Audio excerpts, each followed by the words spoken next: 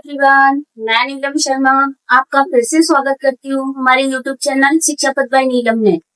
आज हम पढ़ेंगे क्लास 7 का चैप्टर 4 पंडित रमाबाई। ठीक है, थोड़ा सा जान लेते हैं इनके बारे में।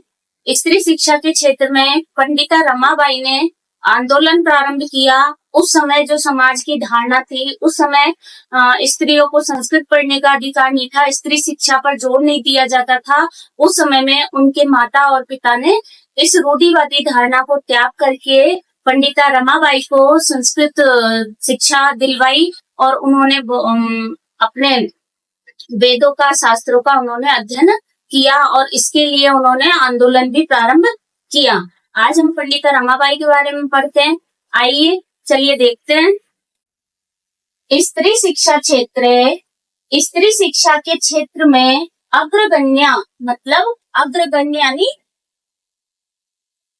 अग्रगण्य पंडिता रमाबाई 1858 तमे ख्रीष्टाब्दे। स्त्री शिक्षा के क्षेत्र में अग्रगण्य मानी अग्रणीय पंडिता रमाबाई 1858 ईस्वी में जन्म अलभत, उनका जन्म हुआ। अलभत माने हुआ। तस्याम उनके पिता अनंत शास्त्री डोंगरे। उनके पिता का नाम क्या था? अनंत शास्त्री डोंगरे। माता च लक्ष्मीबाई आस्ताम, और उनकी माता का नाम लक्ष्मीबाई हुआ। उनके पिता का नाम अनंत शास्त्री डोंगरे था और उनकी माता का नाम लक्ष्मीबाई था। तस्मिन उस काले समय में स्त्री शिक्षा की स्थिति चिंतनीय आसीत। उस समय में, किस समय में? 1858 में। उस समय में स्त्री शिक्षा की जो स्थिति थी वो चिंतनीय थी। स्त्री नाम कृते संस्कृत शिक्षणम, स्त्रियों के लिए संस्कृत की शिक्षा प्राय प्रचलित नासीत नहीं थी। उस समय में स्त्रियों के लिए संस्कृत की जो शिक्षा थी वो प्रचलित नहीं थी। उस समय में स्त्री शिक्षा को कम माना जाता था, स्त्री शिक्षा पर जोर नहीं दिया जाता था। आगे देखते हैं। किंतु डोंगरे, जो उनके पिता थे अनंत शास्त्री डोंगरे, रूढ़ियों से बंधे हुए, रूढ़िबद्ध है यानी रूढ़ियों से बंधे हुए, जो रूढ़िवादी धारणा थी उनकी, रूढ़िबद्धान धारणा यानी रूढ़िवादी धारणा को परित्यज्य छोड़ करके अपनी पत्नी को संस्कृत की अध्यापयत यानी उनको शिक्षा दिलवाई, उसका अध्यापन करवाया। जो उनके पिता थे उस समय में जब स्त्री शिक्षा को जोर नहीं दिया जाता था, उस समय में पंडिता रमाबाई के जो पिता थे उन्होंने संस्कृत शिक्षण को, रूढ़िवादी धारणा को छोड़कर उनकी पत्नी को संस्कृत का अध्यापन करवाया। एतदर्थम, इसलिए एतदर्थम सह वह समाज की प्रताड़ना को अपि माने भी असहत, और उन्होंने इसके लिए समाज की जो प्रताड़नाएं मिली उनको भी सहन किया। क्योंकि जब वो अपनी पत्नी को संस्कृत शिक्षण करवा रहे थे, उस समय जो समाज से उनके बारे में जो कहा गया उसको भी उन्होंने स्वीकार किया या उसको भी सहन किया। अनंतरम, इसके पश्चात रमा अपनी माने भी स्वयं मातु यानी अपनी माता के संस्कृत की शिक्षा को प्राप्तवती यानी प्राप्त किया। इसके पश्चात जो उनकी माता ने संस्कृत का अध्यापन किया तो उन्हीं को देख करके पंडिता रमाबाई ने भी अपनी माता से संस्कृत की शिक्षा को प्राप्त किया। आया यहाँ तक समझ में? ओके। कालक्रमेण समय के अनुसार रमा के पिता विपन्नम यानी मृत्यु को प्राप्त हुए। संजात माने हुए। कालक्रमेण समय के अनुसार जो रमा के पिता थे वो भी मृत्यु को प्राप्त हुए।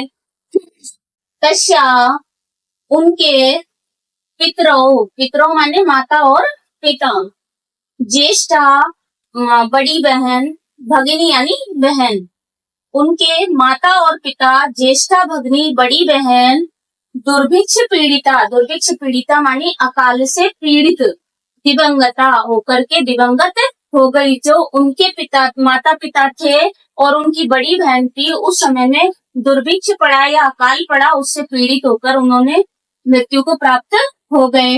तदंतर इसके पश्चात रमा स्वयं अपने ज्येष्ठ भ्रात्रा, अपने बड़े भाई के सहमाने साथ पदभ्याम समग्र भारतम, संपूर्ण भारत की पदभ्याम यानी पैदल यात्रा अभ्रमत यानी किया। उन्होंने इसके पश्चात जब उनके माता पिता और बड़ी बहन अकाल से पीड़ित होकर के मृत्यु को प्राप्त हो गए, उस समय में रमाबाई ने अपने ज्येष्ठ भ्राता बड़े भाई के साथ संपूर्ण भारत का भ्रमण किया। उस भ्रमण के क्रम में वह कोलकाता को पहुंच गई। उस समय जो पूर्ण भारत का जो भ्रमण किया जा रहा था, तो वो भ्रमण करते हुए कोलकाता पहुंची। संस्कृत वैदुष्येन, संस्कृत के विदुषी, वह संस्कृत की विदुषी हुई। तत्र वहां पंडिता सरस्वती और सरस्वती चेती यानी ये दोनों उपाधिभ्याम यानी उपाधियां विभूषित हुई। जब ये कोलकाता को पहुंची, उस समय संस्कृत विदुषियों में वो संस्कृत की विदुषी हुई और उन्होंने वहां पर पंडिता और सरस्वती की उपाधि उनको मिली, उपाधि को धारण किया। तत्रैव वहां ही वह ब्रह्म समाज से प्रभावित वेदों का अध्ययन अकरोत् माने किया। उन्होंने वहां पर ही, कहां पर, कोलकाता में ही ब्रह्म समाज से प्रभावित होकर के वेदों का अध्ययन किया। इसके पश्चात उन्होंने पंडिता रमाबाई ने स्त्रियों के लिए कृत्य माने के लिए वेद आदि की शास्त्रों की शिक्षा के लिए आंदोलन प्रारंभ किया। उन्होंने जब ब्रह्म समाज से प्रभावित होकर वेदों का अध्ययन किया, उस समय उसके पश्चात उन्होंने स्त्रियों के लिए वेद और शास्त्रों के अध्ययन के लिए उन्होंने आंदोलन को प्रारंभ किया। आया सभी को समझ में? आपको हमारा ये वीडियो कैसा लगा? अगर अच्छा लगा हो तो हमें कमेंट करके बताइए। हमारे चैनल को लाइक कीजिए, सब्सक्राइब कीजिए। Thank you. राधे राधे।